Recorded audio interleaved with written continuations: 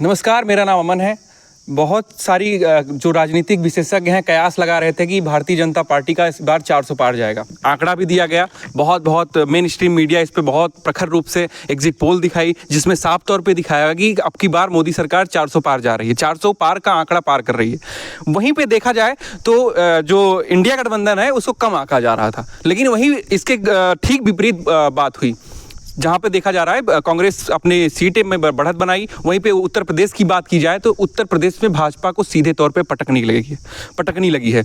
और बात की जाए पश्चिम बंगाल की तो वहां भी ममता बनर्जी हावी रही हैं। और बिहार की बात की जाए तो बिहार में नीतीश कुमार जी के ऊपर जहां तक भाजपा ने भरोसा जताया था, और वो अभी भी उनको ऊपर संदेह बना हुआ है कि नीतीश कुमार जी पलटी मार सकते हैं, किसी भी पाले में जा सकते हैं। निगाहें टिकी हैं तो सिर्फ नीतीश कुमार और चंद्रबाबू नायडू पर। देखना ये दिलचस्प होता है कि क्या ये लोग पलटी मारते हैं या फिर एनडीए के पक्ष में रहते हैं।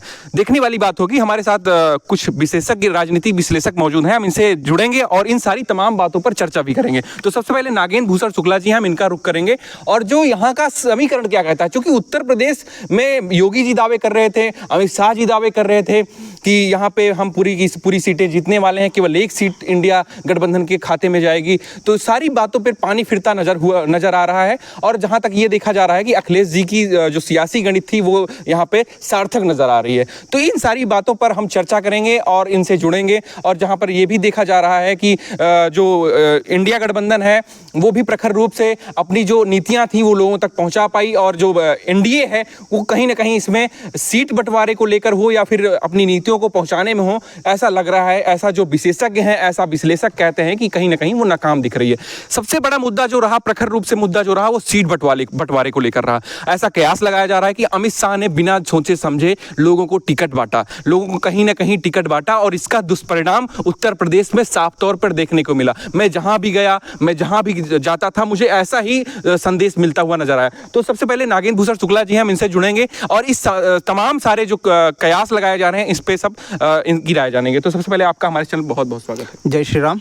कैसे देखते हैं उत्तर संघे शक्ति कलयुगे जी, आज जो ये मूल मंत्र है वो चरितार्थ होता दिखाई दे रहा है जी। इंडी गठबंधन ने बहुत अच्छा गठजोड़ बनाया, सपा और कांग्रेस का जी। जो वोट आज से पहले बढ़ता हुआ नज़र आता था, एक मूल वोटर थे सपा के और कांग्रेस के जी।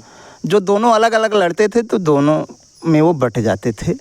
आज वो संघे शक्ति कलयुग है, उनकी एकता देखने को मिली और वोट सेंट्रलाइज हुआ, जिसके परिणाम स्वरूप आज यूपी में आप देख रहे हैं कि स्थितियां विपरीत क्या मतलब ये है कि सबके लिए सामान्य हो गई, सबके लिए सामान्य हो गई। आज स्थितियां हैं कि पक्ष भी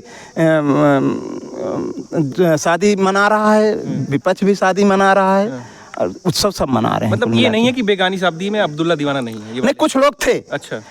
जैसे लगातार अपनी रैलियों में अखिलेश जी बोलते आए हमारा गठबंधन पीडीए का गठबंधन है जी। और पीडीए का उन्होंने वर्णन किया। पीडीए मतलब पिछड़ा दलित अगड़ा और अल्पसंख्यक समुदाय, पिछड़ा दलित अल्पसंख्यक, अगड़ा नहीं, अगड़ा कहीं आप रैलियां उठा के देखिए, इसका मतलब आपने बराबर से कवरेज नहीं किया है। उन्होंने ए का मतलब कहीं अगड़ा नहीं कहा, कहीं नहीं बोला है। आप उठा के देखिएगा पूरा क्लिप उनका, विभिन्न रैलियों में प्रतापगढ़ में भी आए थे, वो अल्पसंख्यक ही बोले हैं। और कुछ जिसके कारण देखिए अगड़ा समुदाय कहीं ना कहीं 2-4-5%, 10% गया है सपा में, इसमें मानते हैं जी, बिल्कुल गया है। और दलित भी अच्छे पर्याप्त मात्रा में जुड़े, जिसके कारण से ही ये आप देख रहे हैं लगभग 40 से दलित भी सपा के साथ गए हैं जी, 10% के क्या ऊपर लगता है कि बहुजन दलित को तो जाना ही चाहिए था। हाँ। क्योंकि उन्होंने पीडीए बनाया ही था। दलितों के लिए तो उन्होंने ऑप्शन खोल रखा था। सर, क्या लगता है कि बहुजन समाजवादी पार्टी का वोट अखिलेश जी ने काटा है?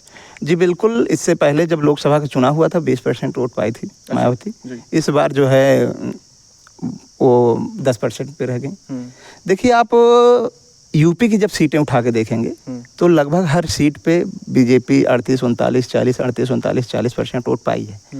और वहीं सपा और कांग्रेस के जो गठबंधन के प्रत्याशी हैं वो 45-46-47 पहुंचे हैं। इससे पहले वो 35-36 हुआ करते थे, 35-36-37, 1-2% से वो हार जाते थे।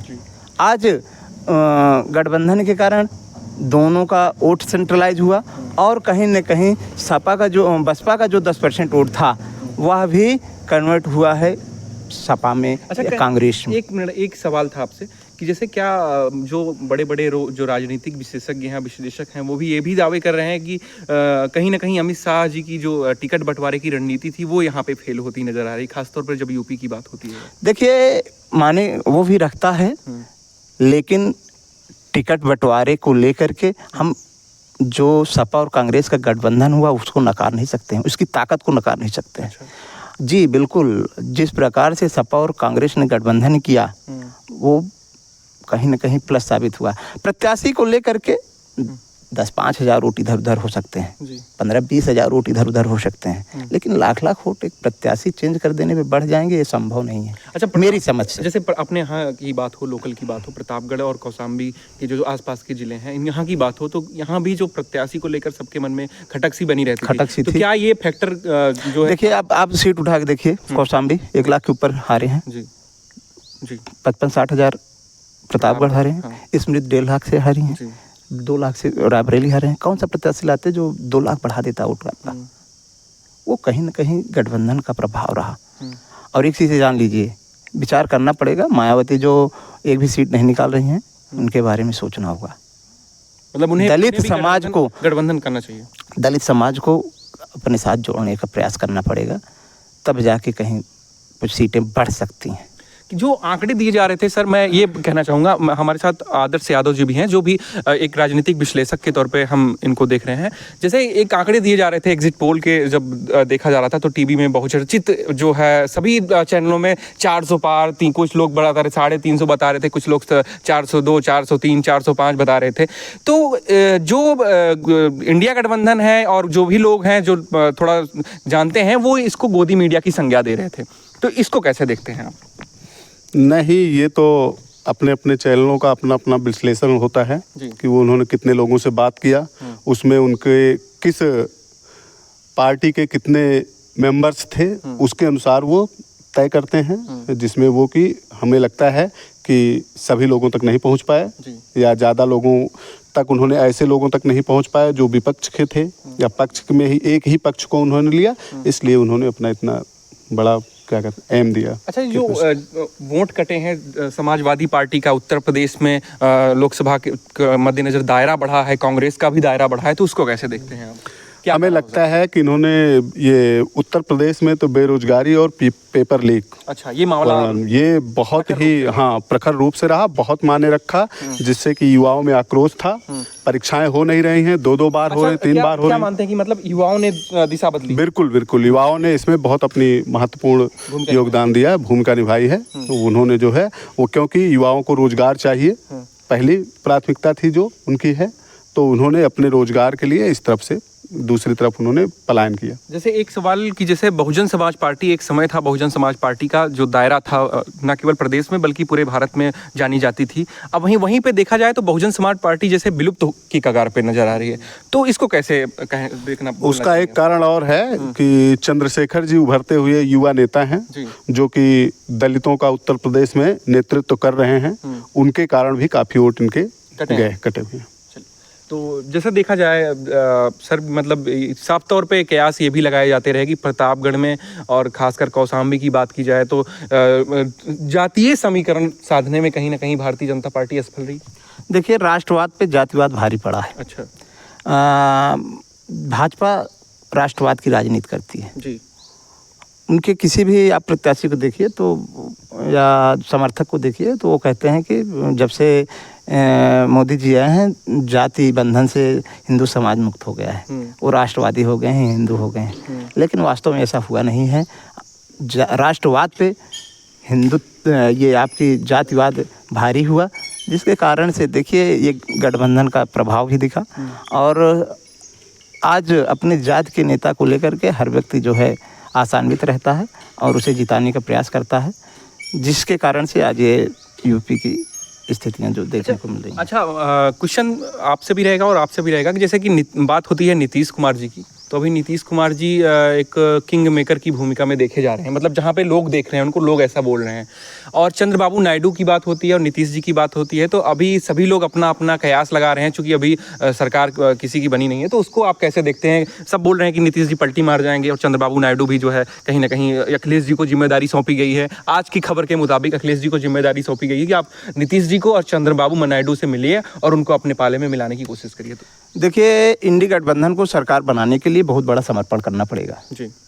राहुल गांधी का हूँ, अखिलेश जी हूँ, ममता हूँ, इन्हें अपने पर्सनल मोह को त्यागना होगा जी। तब जाके ये सरकार बनाने का सोच सकते हैं जी। क्योंकि नीतीश जी आएंगे तो प्रधानमंत्री के पद के नीचे नहीं आने वाले हैं। अच्छा, चंद्रबाबू नायडू अरे सीएम तो है ही है ना बिहार के, वो मुख्यमंत्री तो है ही हैं। सीएम प्रधानमंत्री से पद कौन सा उससे छोटा पद कौन सा पद लेंगे बताइए आप?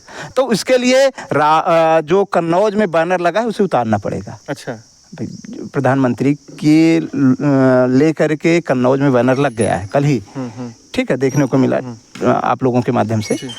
राहुल गांधी जिसे लॉन्च करने का प्रयास बराबर जो है सोनिया गांधी जी कर रही हैं।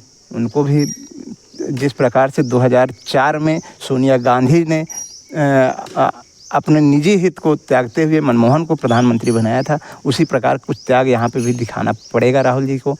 और ममता जी जो कि डिप्टी मुख्यमंत्री हैं पश्चिम बंगाल की, उन्हें भी प्रधानमंत्री पद के मोह को त्याग करके यदि ये प्रयास करते हैं तो एक बार सोचा जा सकता है, अन्यथा ये कार्य इतना आसान नहीं है।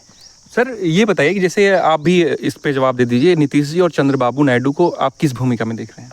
नहीं, अभी वो कहीं नहीं जाने वाले हैं क्योंकि वहाँ भी उनका बीजेपी से गठबंधन है, उनकी विधानसभा में उनका समर्थन है, तो वो वहीं रहेंगे, कहीं जाने वाले नहीं हैं। और नीतीश भी अभी नहीं जा सकते क्योंकि दोनों लोगों को जाने के बाद भी वो ईडी गठबंधन जो है वो सरकार बनाने में समर्थ नहीं होगा। अच्छा, मतलब इसके अलावा भी और लोगों को लेना पड़ेगा। कुल मिला के कहा जाए तो साफ तौर पे भारतीय जनता पार्टी अभी पूरी तरह से सक्षम है, एनडीए सक्षम है कि सरकार बना। सरकार तो बन ही गई है एनडीए की। अब ये देखना है कि तोड़ फोड़ की राजनीति जो पहले से चला आया है, कांग्रेस भी करती रही है, तोड़ फोड़ हो सकता है मानते हैं, कांग्रेस भी करती आ रही है भाजपा की। आज उस पद पर भाजपा ने भी कदम रख दिया है। सरकार बननी चाहिए, सत्ता होनी चाहिए, उस पथ पर कहीं न कहीं अमित शाह जी ने भी अपना डगर, अपना रास्ता बना लिया है। तो आसान नहीं होगा। चंद्रबाबू नायडू आज कठिन आसान नहीं, कल से ही कह रहे हैं मैं एनडीए के साथ हूँ, एनडीए के साथ हूँ, लगातार बोल रहे हैं। और जिम्मेदारी चाहे जिसको सौंपी जाए, आसान नहीं होगा उसके लिए। चलिए, बहुत बहुत धन्यवाद। ये रहे राजनीतिक विश्लेषकों को अभी आपने सुना। कैमरामैन सूरज मिश्रा के साथ मैं अमन पांडे, धर्मपथ 9।